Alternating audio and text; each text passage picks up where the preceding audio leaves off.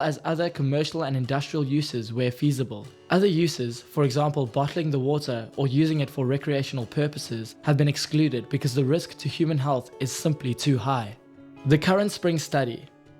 The spring study has identified 69 springs, many more than the maximum of 50 expected, and there are probably many smaller, seasonal springs as yet unidentified.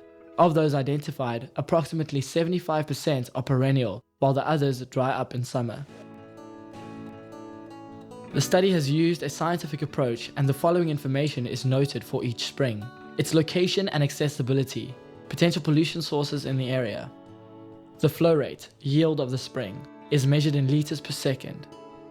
The flow rate of the main spring, measured in 1877, was 1,045,337 liters per day. During the study, the lowest flow rate measured for the main spring is 1,369,440 liters per day. While this may sound like a very large amount of water, when one considers the city of Cape Town and its residents currently use more than 740 million liters of water per day, it's actually just a fraction. Field chemistry of the water is measured, including salinity, alkalinity, and pH level. Generally, spring water has a low salinity and is often characterized by a low pH and low alkalinity. The water is therefore pure, but corrosive, and this must be considered when designing the distribution infrastructure or risk corrosion and rusting. The Springs project was earmarked to provide an alternate water resource to areas where potential use is possible, and most importantly, the opportunity exists to further offset the use of potable water. The aim of the study was to determine how much spring water is available and how far this resource can be extended to its users. Depending on the quality and availability of spring water, of which the quality is generally good for non-human consumption use, the city seeks to make available this supply for uses such as garden and landscape irrigation, water features, commercial, industrial and agricultural use to its users. For the user, the cost will be much cheaper than when compared to potable water and will make a benefit to their everyday lives. For the citizens of Cape Town, this means that its potable water demand in future growth can also be extended. By providing and managing all of our potential water resources, including springs, we can maintain a continuation of life in these ever-expanding times. With the two recent droughts experienced over the past 2 to 3 decades, which impacts heavily on our drinking water needed every day, spring water can and will play a significant role in surviving similar conditions.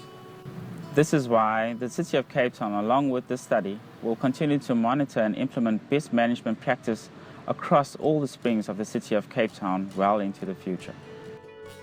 Water samples are collected and analyzed at the Scientific Services Laboratory in Athlone.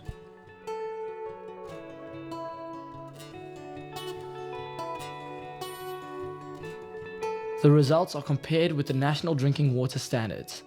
Since excess water will be used only for irrigation and other non-potable uses, this comparison is a conservative measure. If the spring is within the boundary of a municipality, then that municipality is responsible for the safety of that water for drinking purposes.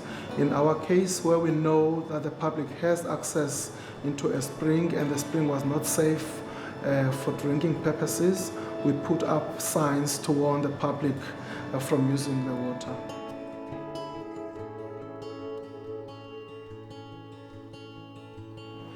The safety of spring water to drink depends on the requirements of the South African National Standards for Drinking. It's called SANS 241. It stipulates the standards, the requirement for drinking. In the case of Cape Town, all the springs that are in the city bowl, they originate up from the mountain and down the slope. One instance, springs, a number of springs, the water collects into a chamber, and we have a monitoring program for that. At the beginning of the monitoring program, the water was contaminated, and we suspect that contamination could be from leaking sewer lines or could be from anywhere.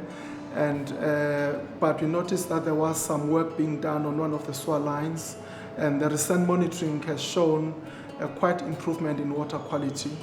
And another instance, the spring is going into an open field where it is accessible to animals and birds, and we know both animals and birds do have impact on water quality. In such cases, the public must not come into contact with such springs. And we have another situation where the spring water is piped for public use, and we are aware that the public is using that spring. And with our monitoring program, that spring gets tested regularly, and the water quality is fine and does meet the SANS 241 requirements.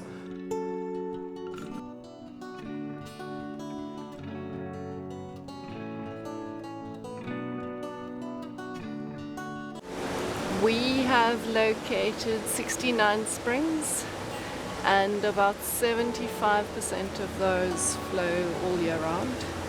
And a lot of them are tiny little springs. It's also been quite a wet summer, so it's likely that some of the other smaller ones that did flow all year round is going to dry up in summer when it's a dry summer.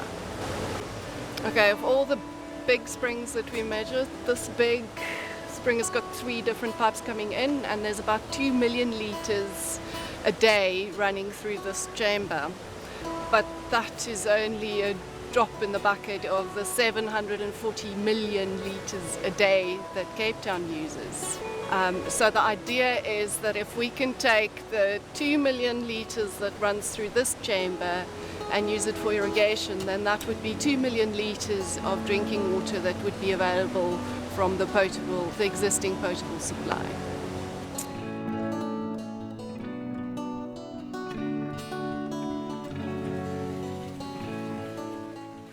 At the moment we're doing water quality and water flow monitoring. Water quality monitoring includes both inorganic chemistry and microbiological chemistry. And then the excess water we want to use mostly for irrigation at the moment. That's the plan.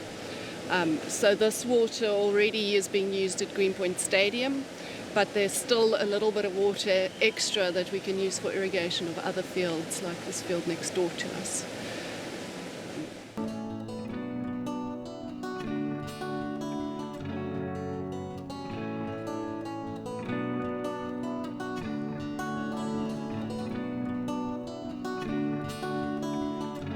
We're at the Waterhof Spring now in the centre of Cape Town, and this spring emanates into an open area of water, and part of the spring water is taken off by the Mount Nelson Hotel for their laundry and also for irrigation of the gardens in summer.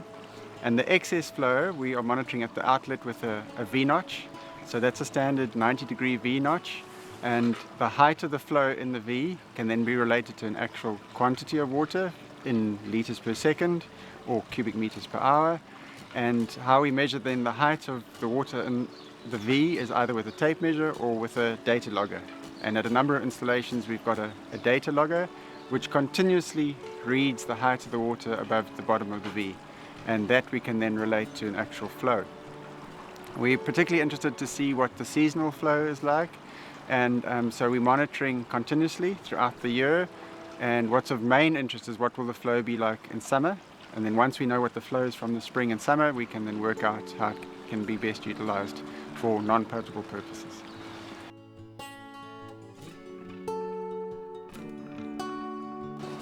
We're measuring spring quality in 2 ways. We take field measurements, so we have instrumentation that we use in the field, and that typically we can measure then pH, something called electrical conductivity, which tells us the quality of the water.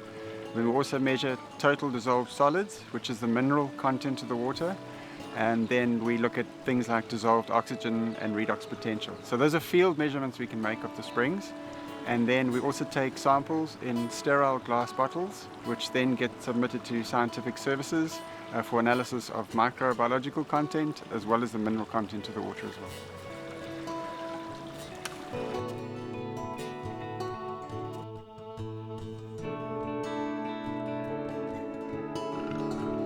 Existing uses of the water are documented. These include large-scale uses such as the City of Cape Town bulk water for domestic supply from Albion Spring, beer brewing from Newland Spring, and sports field irrigation at Greenpoint Stadium, as well as the smaller scale users like local residents who collect their water for drinking purposes and local garden irrigation. Finally, an assessment of the existing infrastructure close to each spring is made.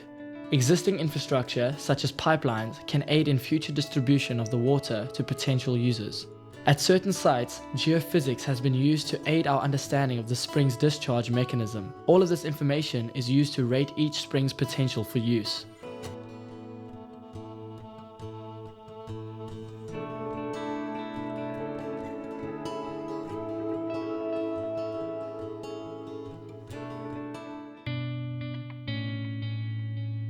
Planning for the future is imperative for the city of Cape Town, and the Natural Spring Strategy aims to assess the potential uses of the springs in order to relieve the demand on the potable water supply, which is often used for irrigation and light industry. The excess flow of the springs is the most important parameter considered for use potential. Excess flow is the water which remains after all existing use, including ecological use, as well as an allowance of a safety factor for wet and dry cycles has been considered. Ecological use is water used by ecosystems, like rivers and groundwater dependent ecosystems. In some areas, ecological use overrides all others. For example, in the Kirstenbosch Gardens and in Cape Point Nature Reserve, where no excess water could be taken from the system. The springs which yielded the highest ratings, thus making them suitable for potential use, will be considered for utilization. The springs use strategy is defined around these high priority springs. Areas down gradients of these springs can be targeted for irrigation and identified and visited to determine actual potential for use. The available resources will then be allocated to these users on a time and availability schedule.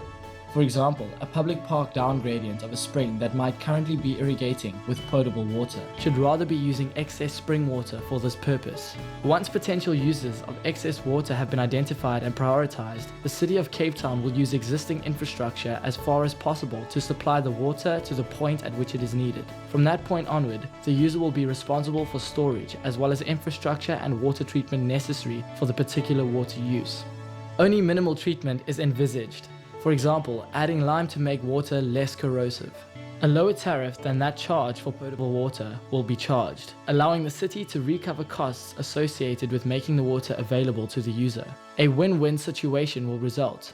The user pays less for his water, and the city wins by not having to use its precious potable water supplies for non-drinking water needs. In addition to the high-yielding springs, there are a number of lower-yielding springs which the strategy document proposes could be used for local garden irrigation using gravity pipelines. Local residents will be encouraged to install small pipelines and storage facilities, a small cost compared to the savings on the water bill. This will also result in a small potable offset for the City of Cape Town. The city will ensure that all her springs are well looked after. Infrastructure will be installed and maintained. Wherever possible, they will be protected from pollution sources. They will be optimally used to the eventual benefit of every Cape Townian. If we, the people of Cape Town, fail to appreciate the true worth of water before the well runs dry, it will be a tragedy. Best management practice for spring water is vital, and it is important for us to understand its value. Successfully implementing the City of Cape Town's spring strategy will mean a healthier and more sustainable future for all Cape Townians.